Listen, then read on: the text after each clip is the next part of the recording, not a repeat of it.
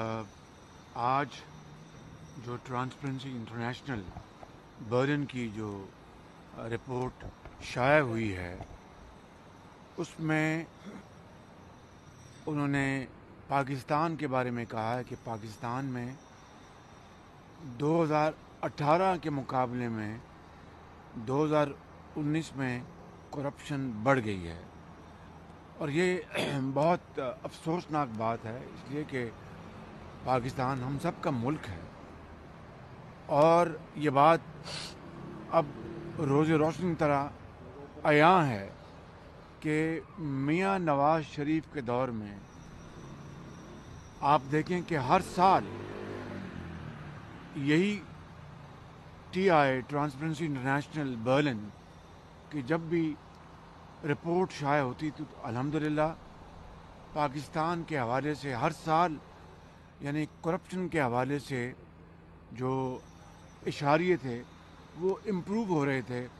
पिछले कई सालों से। और ये हुकूमत PTI की ये नालायक तो है ही है, ये नाकाम तो है ही है, बुरी तरह हर मुहाज में ये मुकम्मल तौर पर फेल तो हुई है। लेकिन इमरान खान साहब तो अपने आप को यानी करप्शन के ख़ात्मे का चैम्पियन गिनते थे और हैं,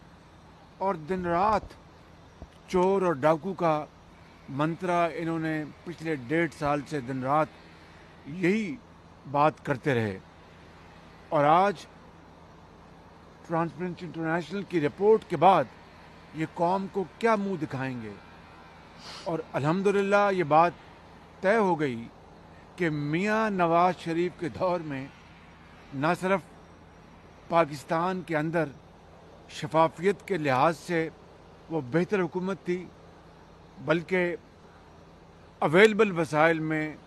जो कुछ भी वो कर सके हद्दुल मक़दूर उन्होंने कोशिश की, बिजली के अंधेरे ख़त्म किए।